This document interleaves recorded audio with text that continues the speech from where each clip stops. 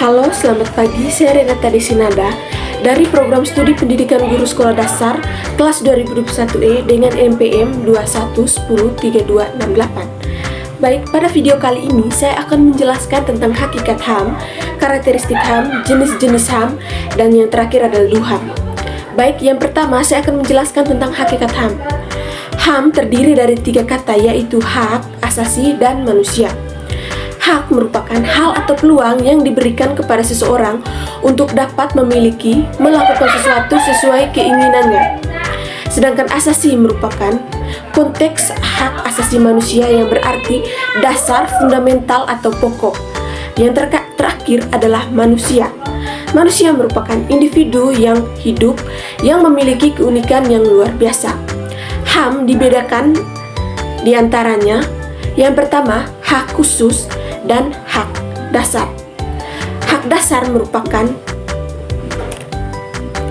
hak yang paling fundamental atau menjadi dasar adanya hak yang lain. Sedangkan hak khusus adalah hak karena kekhususan tertentu atau tidak berlaku untuk semua pihak. Baik, beberapa definisi dari para ahli tentang HAM. Yang pertama, menurut William Ockham, HAM merupakan hak sebagai sebuah kuasa untuk bertindak.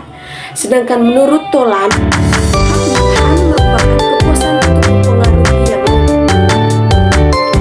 Menurut Thomas Hobbes, HAM merupakan hak sebagai sebuah kebebasan. Menurut Paus Yohanes, HAM sebagai hak-hak moral universal yang dimiliki secara sama oleh semua orang karena mereka adalah makhluk manusia. Sedangkan menurut Undang-Undang Republik Indonesia Nomor 39 Tahun 1999 tentang hak asasi manusia, seperangkat hak yang melekat pada hakikat dan keberadaan manusia sebagai makhluk Tuhan yang Maha Esa dan merupakan anugerahnya yang wajib dihormati, dijunjung tinggi, dan dilindungi oleh negara, hukum, pemerintah, dan setiap orang. Jadi, dapat saya simpulkan menurut pandangan para ahli di atas tadi, yaitu hak asasi manusia merupakan seperangkat hak yang melekat pada hakikat dan keberadaan manusia sebagai makhluk Tuhan yang Maha Esa dan anugerah yang wajib dihormati, dijunjung tinggi, dan dilindungi oleh negara, pemerintah, demi penghormatan serta perlindungan harkat dan martabat. Baik, yang kedua adalah karakteristik HAM. Karakteristik HAM memiliki beberapa karakteristik. Yang pertama, melekat pada kodrat harkat manusia, di mana dimiliki seseorang karena dia adalah manusia. Yang kedua itu bagian dari kemanusiaan, keberadaan seseorang. Yang ketiga, didapat atau diperolehnya sejak dia menjadi dan atau diyakini sebagai manusia. Yang keempat, hak kodrat, karena HAM selalu diikatkan dengan kodrat manusia sebagai makhluk yang berakal budi, berkehendak bebas, dan bersosial. HAM diterima manusia dari Tuhan atau penciptanya sebagai anugerah yang harus dihormati dan dijunjung tinggi oleh siapapun. Manusia menerima semuanya itu secara gratis, tidak dapat dipisahkan dari kemanusiaan atau tidak dapat dicabut. Karakteristik yang kedua adalah berlaku bagi semua orang, karena semua manusia sama dalam HAM, tanpa memandang suku, agama, ras, wilayah, budaya, dan status sosial. Tidak tergantung pada waktu dan juga tidak tergantung pada negara atau wilayah. Karakteristik yang ketiga adalah keluhuran martabat manusia, yang dimana manusia memiliki HAM karena dia memiliki martabat yang luhur, akar dari keluhuran pada sesuatu yang intrinsik dalam diri setiap orang dan diakui oleh orang lain. Jika nilai-nilai HAM diabaikan atau dilecehkan, maka akan dengan mudah terjadi pembunuhan, pelecehan, kekerasan, dan diskriminasi. Dan karakteristik yang keempat adalah respek pada kebebasan manusia. Setiap orang dilahirkan bebas dan sederajat dalam keluhuran martabat dan haknya. Kebebasan sangat dibutuhkan untuk kepenuhan hidup seseorang, manusia, dan untuk mewujudkan keluhuran martabatnya. Kebebasan merupakan anugerah istimewa dari Allah dan diberikan sebagai tanda citra Allah dalam diri manusia. Kebebasan juga adalah sebuah kemerdekaan dari semua bentuk larangan, tetapi harus mengikuti aturan yang telah ditentukan. Baik, yang ketiga adalah jenis-jenis HAM. Jenis-jenis HAM yang pertama, hak politik, adalah hak yang memungkinkan individu untuk berpartisipasi dalam proses politik dan pengambilan keputusan di masyarakat. Contohnya mencakup hak untuk memilih dan dipilih, kebebasan untuk berpendapat, serta kebebasan untuk berkumpul dan berserikat.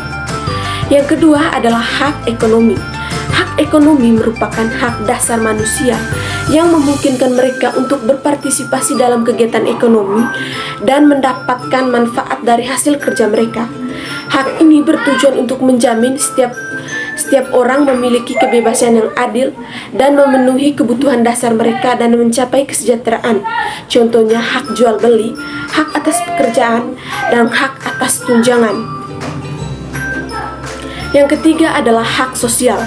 Hak sosial merupakan hak dasar manusia yang menjamin kesejahteraan dan kehidupan yang layak bagi setiap individu dalam masyarakat. Hak ini berfokus pada aspek sosial dan ekonomi dan bertujuan untuk menciptakan kondisi yang memungkinkan setiap orang untuk hidup dengan martabat dan mendapatkan akses terhadap kebutuhan dasar mereka.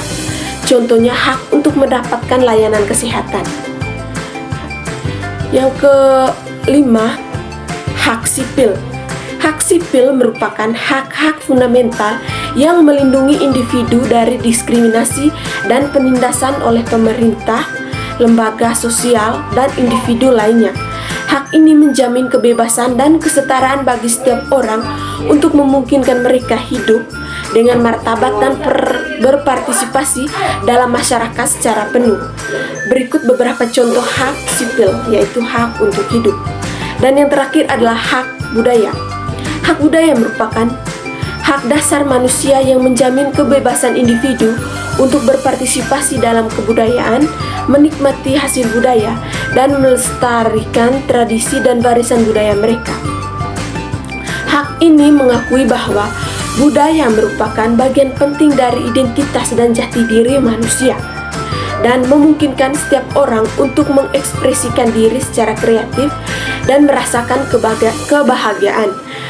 Contohnya, beberapa hak budaya merupakan hak untuk berpartisipasi dalam kebudayaan atau hak untuk berpartisipasi dalam kehidupan budaya.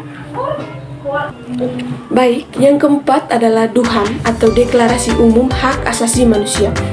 DUHAM merupakan dokumen penting yang menandai tonggak sejarah dalam perjuangan hak asasi manusia di dunia dan diadopsi oleh Majelis Umum Perserikatan Bangsa-Bangsa atau PBB pada tanggal 10 Desember 1948 di Paris dan Prancis.